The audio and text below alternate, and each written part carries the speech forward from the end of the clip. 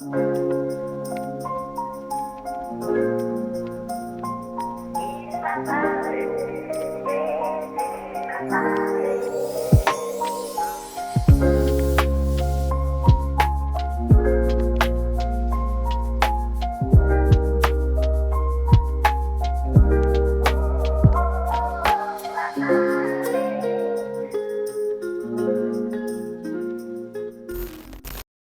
chers amis, nous poursuivons toujours avec grand plaisir cette belle expérience de foi autour de la parole de Dieu, la Bible, bien évidemment avec vous qui nous suivez fidèlement en télédiffusion ou en radiodiffusion. Alors soyez-en chaleureusement remerciés. Nos remerciements s'adressent également à toute l'équipe de Espérance Média Martinique qui nous accompagne sans faiblir depuis le lancement de la série biblique « Il m'a parlé ». Le sujet que nous avons choisi de vous présenter aujourd'hui, le 35e de la série, s'intitule « Jésus et les aînés ». L'occasion pour nous de rappeler combien les aînés ont de la valeur aux yeux de Dieu et combien notre société leur est redevable des sacrifices qu'ils ont consentis pour faire de notre monde ce qu'il est aujourd'hui. L'occasion aussi pour nous de lancer aux enfants, aux petits-enfants, aux arrière-petits-enfants, aux générations suivantes, aux aidants, ce cri du cœur. N'oubliez pas vos parents âgés, chouchoutez vos papis et vos mamies, ne les abandonnez pas. Ayez toujours pour eux de la gratitude, soyez patients envers eux quand la mémoire est devenue oublieuse et qu'ils sont en fauteuil roulant ou en lit médicalisé. Sachez dire non à la maltraitance de nos aînés sous quelque forme que ce soit. Nous allons prier. Notre Dieu, notre Père, nous voici devant ce délicat sujet qui concerne nos aînés, ces personnes âgées qui nous ont tant apporté. Permets que tous ceux qui nous suivent puissent être enrichis, encouragés, consolés grâce à la parole de Dieu, parce que la Bible a beaucoup à dire sur les personnes âgées et sur la façon de les traiter. Nous t'en prions au nom de Jésus. Amen. Mes chers amis, partout dans le monde, les gens vivent plus longtemps. Aujourd'hui, la plupart des gens peuvent s'attendre à vivre jusqu'à la soixantaine et au-delà. Tous les pays du monde connaissent une croissance à la fois du nombre et de la proportion de personnes âgées dans la population. Selon l'OMS, l'Organisation mondiale de la santé, du fait du rallongement de l'espérance de vie humaine actuelle, le vieillissement de la population est bien plus rapide que dans le passé. D'ici à 2030, une personne sur 10 dans le monde aura 60 ans ou plus. Mes chers amis, il est donc évident que notre société, par conséquent, les familles seront impactées et auront dans leur sein des aînés, soit autonomes, soit dépendants, qui devront être accompagnés dans la dignité jusqu'au jour de leur décès. La parole de Dieu, la Bible est claire quant à notre attitude à leur endroit. Les personnes âgées doivent être respectées et honorées. Elles sont une partie fondamentale de la société et leur sagesse devrait être précieuse. Même s'il est vrai que des structures d'hébergement existent pour les personnes âgées dépendantes et celles du 4e âge, la Bible enseigne qu'il est de la responsabilité de la jeune génération de prendre soin des personnes âgées qui relèvent de leur famille. Cela comprend la satisfaction de leurs besoins physiques et spirituels. Nos aînés ont pratiquement tous ce souhait de bien vieillir, de ne pas connaître les douleurs et tous les désagréments qui accompagnent cette période de la vieillesse. Mais ils se disent qu'ils doivent accepter le fait qu'ils ne pourront pas éviter de vieillir, que le temps aura un impact sur eux, sur leur physique. Pour certains, vieillir n'est qu'un chemin vers la dégradation de l'état physique. Mais il est possible de voir la vieillesse autrement, prendre de l'âge tout en restant actif, en maintenant constamment une relation privilégiée avec leur maître et sauveur Jésus-Christ.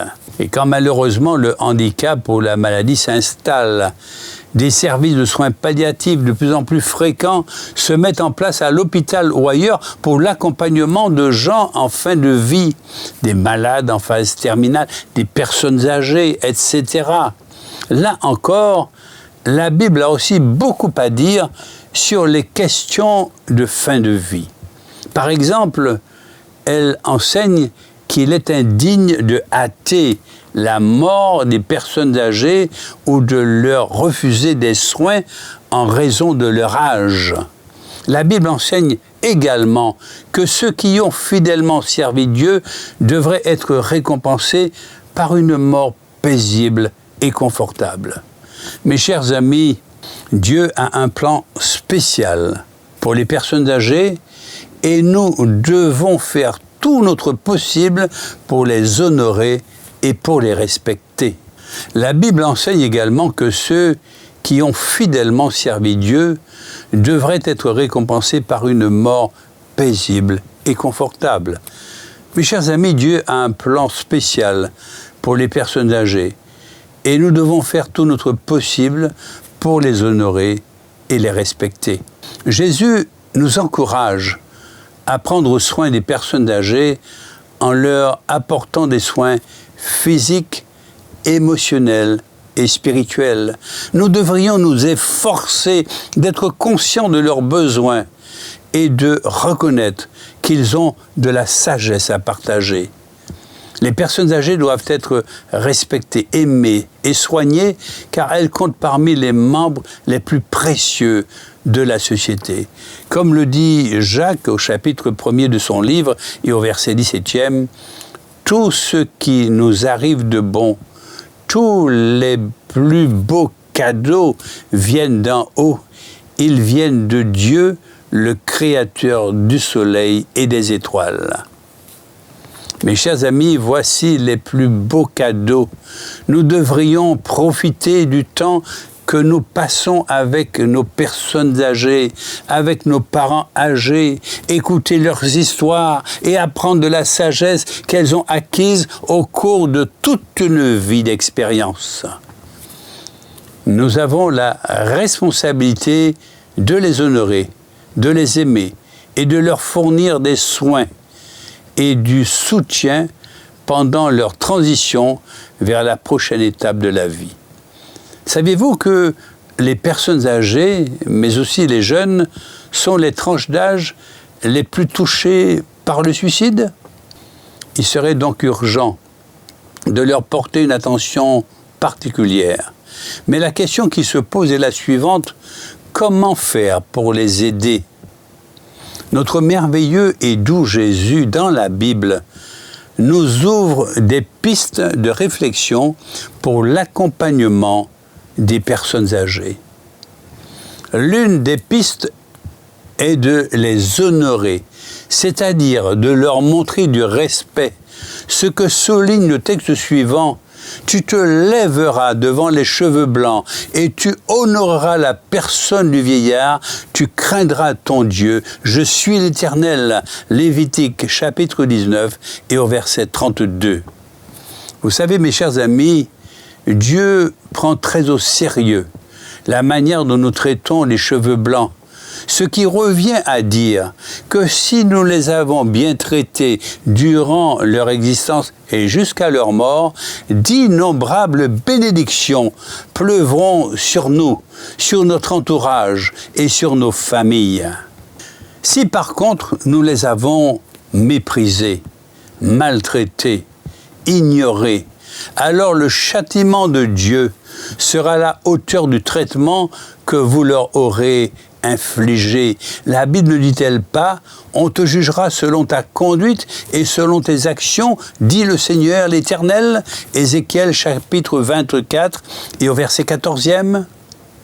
Il nous faut trouver des manières culturellement adaptées pour exprimer notre déférence, notre respect, se lever en effet pour offrir la meilleure place dans le bus ou dans une salle d'attente, reconnaître de manière pratique et publique un service fidèlement rendu par un aîné. Les saluer de façon particulièrement chaleureuse, leur envoyer une carte pour un anniversaire, ou juste comme cela pour leur dire que l'on pense à eux. Utilisons notre imagination pour honorer ceux qui nous ont précédés et qui nous ont tant donné. Dans les temps actuels où la société a succombé au culte du jeunisme, c'est-à-dire à l'admiration des valeurs associées à la jeunesse, il devient facile d'oublier notre devoir envers nos aînés. Mais la pyramide démographique ne nous laissera pas les ignorer, car nous sommes entrés en plein dans un papy-boom sans précédent, comme cela a été souligné en début de présentation. Les visites, autre piste à expérimenter régulièrement, est mise en évidence par Jacques au chapitre 1er et au verset 27e. Aux yeux de Dieu, notre Père, voici la façon parfaite de pratiquer la religion. Prendre soin des orphelins et des veuves dans leur malheur, ne pas se laisser salir par les choses du monde. Les visites des personnes âgées est le meilleur remède pour les maintenir en vie. Nos parents âgés, nos papis, nos mamies, les aînés dans les maisons de retraite, etc. Pendant la pandémie de la Covid-19, de nombreux pensionnaires de maisons de retraite sont décédés faute de la visite de leurs proches. Autrefois, la personne âgée vivait au sein de la famille au sens large, où se côtoyaient facilement 3 à 4 générations.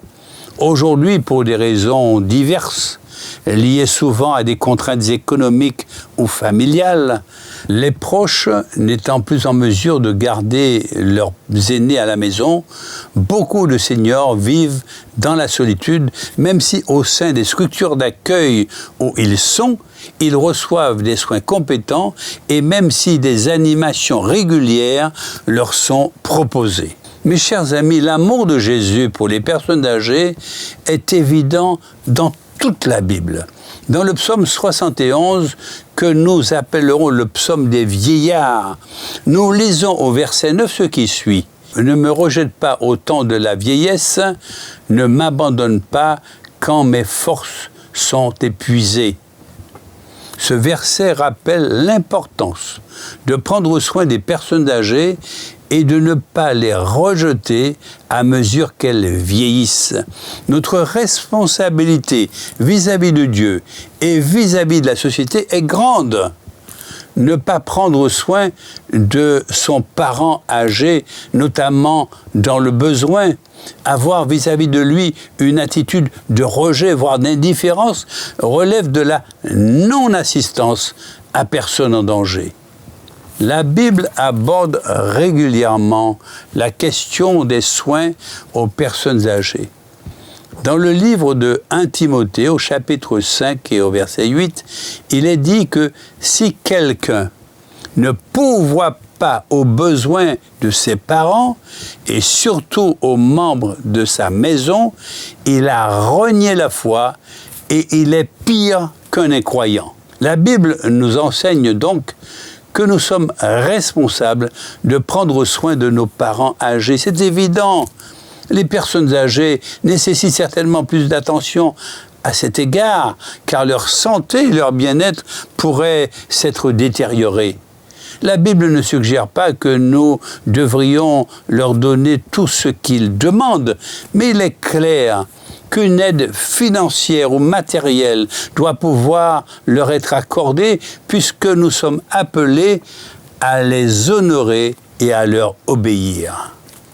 Il ne s'agit pas seulement de soins physiques pour les personnes âgées, mais nous devons investir spirituellement en elles, en écoutant leurs histoires et en partageant l'amour de Dieu avec elles. C'est un rappel que nous devons honorer nos aînés et ne jamais oublier leur contribution à nos vies. Dans un chant interprété par un groupe de chrétiens intitulé « Les cheveux blancs », le refrain souligne ce qui vient d'être dit par ces mots. On ne peut pas oublier. On a tort d'oublier. Les cheveux blancs ont acquis la sagesse. Ils étaient avant nous. Ils étaient là pour nous. Ils étaient là pour ouvrir le chemin. Comme il est triste aujourd'hui, en dépit de tous les appels de Jésus à plus de gratitude, à plus de reconnaissance, de constater des situations d'abandon, de spoliation, qui est le fait de déposséder par la violence ou par la ruse, de rejet de personnes âgées par les membres même de la famille. Une autre piste à exploiter pour aider et accompagner nos chers aînés, c'est de savoir les écouter, prendre en compte ce qu'ils ont à dire, car la grande difficulté de certaines personnes âgées est de gérer le sentiment d'avoir été mises à l'écart alors qu'elles peuvent encore contribuer à diverses choses. La sensation d'inutilité leur est insupportable, et à juste titre. Or, la Bible dit qu'elles ont encore un rôle à jouer, dit que les femmes âgées doivent donner de bonnes instructions dans le but d'apprendre aux jeunes femmes à aimer leurs maris et leurs enfants. Tite, chapitre 2, et les versets 3 et 4. Si la force est l'atout des jeunes, comme le dit Proverbe 20, verset 29, la force est la gloire des jeunes gens, et les cheveux blancs sont l'ornement des vieillards. L'expérience est la richesse des aînés. Les écouter crée un échange gagnant-gagnant. Nous profitons de leur sagesse et ils se sentent utiles. Et si l'âge avancé et la maladie font que les idées ne sont plus très claires, l'écoute est encore utile comme signe de respect et de considération. À ce propos, la Bible parle de la sagesse qui vient avec la vieillesse et nous encourage à rechercher la sagesse divine auprès de la génération plus âgée. Dans le livre des Proverbes, au chapitre 16, au verset 31, il est dit « Les cheveux blancs sont une couronne d'honneur. C'est dans le chemin de la justice qu'on la trouve. » Ce verset parle du grand honneur qui devrait être accordé à ceux qui ont vécu longtemps et fidèlement avec nous. Lorsqu'on nous en donne l'occasion, nous devons nous efforcer d'écouter et d'apprendre de ceux qui nous ont précédés, car leur sagesse est prodigieuse. Quelle merveilleuse façon d'acquérir de la sagesse qu'en écoutant et en apprenant de ceux qui ont déjà traversé les expériences de la vie. Les personnes âgées ont une perspective unique sur la vie qui peut être bénéfique pour les personnes de tous âges et notamment pour les enfants. Ils fournissent par ailleurs des informations inestimables sur des questions telles que les relations, les difficultés familiales et la façon de prendre des décisions difficiles.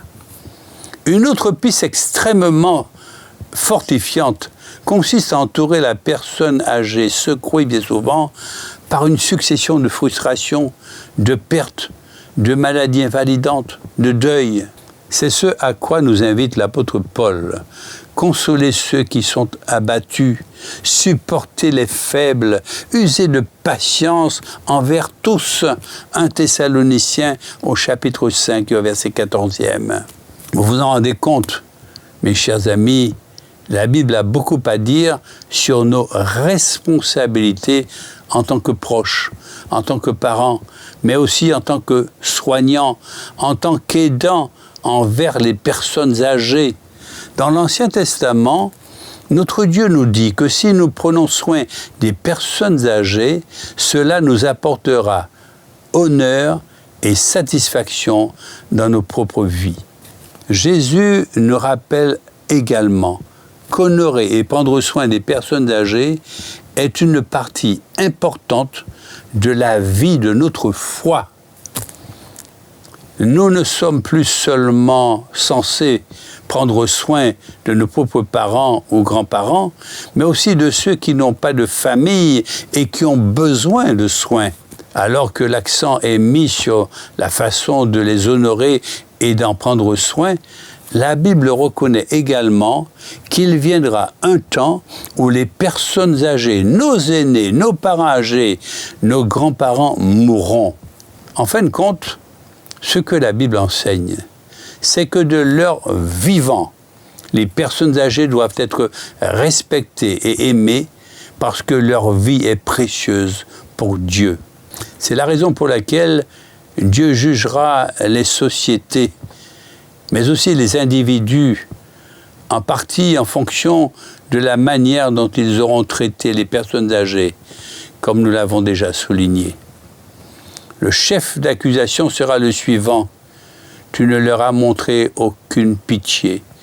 Tu as fait peser ton pouvoir comme un joug sur les gens âgés. Ésaïe chapitre 47 et au verset 6. Prendre soin des personnes âgées, ou encore des seniors, ou encore des aînés, a toujours été une priorité pour notre Dieu créateur et il l'affirme dans sa parole de vie. Écoutez-moi, j'ai pris soin de vous depuis votre naissance, je vous ai porté depuis que vous êtes venus au monde. Je resterai le même jusqu'à votre vieillesse. Je vous porterai jusqu'à ce que vous ayez les cheveux blancs. C'est moi qui vous ai fait, c'est moi qui vous porterai. Oui, je prendrai soin de vous et je vous sauverai. Ésaïe chapitre 46, les versets 3 et 4. Mes chers amis, quel que soit votre âge, vous pouvez, par la prière et la confiance dans le Seigneur Jésus, remettre vos dernières années entre les mains d'un Dieu fidèle qui vous aime immensément et qui exauce les prières. Voici pour vous les 7 béatitudes d'une personne âgée. Heureux ceux qui respectent mes mains décharnées et mes pieds déformés. Heureux ceux qui conversent avec moi, bien que j'ai désormais quelque peine à bien entendre leurs paroles. Heureux ceux qui comprennent que mes yeux commencent à s'embrumer et mes idées à s'embrouiller. Heureux ceux qui, en perdant du temps à bavarder avec moi, gardent le sourire. Heureux ceux qui jamais ne me font observer. C'est la 3e fois que vous me racontez cette histoire. Heureux ceux qui m'assurent qu'ils m'aiment et que je suis encore bonne ou bon à quelque chose. Heureux ceux qui m'aident à vivre l'automne de ma vie. En conclusion, nous vous proposons de prêter attention à cette prière formulée par une mamie. Prière qui sera aussi notre prière finale. Tendre Père, crée la paix dans ma famille. Dans ta bonté, veuille établir des relations de pardon, de grâce et de paix entre tous les membres de ma famille. Détruis les rancunes, les amertumes, les malentendus, les susceptibilités. Veuille habiter dans notre famille et y établir ton trône de paix et de bénédiction. Je te prie pour tous mes enfants et tous mes petits-enfants, afin que tu te révèles à chacun, que tu les attires à toi avec des cordages d'amour et de bonté. Pardonne leurs péchés, mets en eux ta sagesse, la foi et la crainte de Dieu. Mon Dieu, tendre Père, protège-moi et protège toute ma famille, car tu es un rempart protecteur autour de nous, jour et nuit. En toi, nous sommes en sûreté. Sois bon envers nous et bénis-nous richement dans tous les domaines de notre vie. Père éternel, tu es magnifique et glorieux. Tu es à nous et nous sommes à toi pour l'éternité. C'est en Jésus que je te prie. Amen. Pour notre prochain sujet, le 36e de la série biblique Il m'a parlé, nous aborderons le thème du comportement qui consiste à croire que certains actes ou que certains signes entraînent mystérieusement des conséquences bonnes ou mauvaises. Cette présentation s'intitule « Jésus et la superstition ». Alors, à bientôt donc, mes chers amis.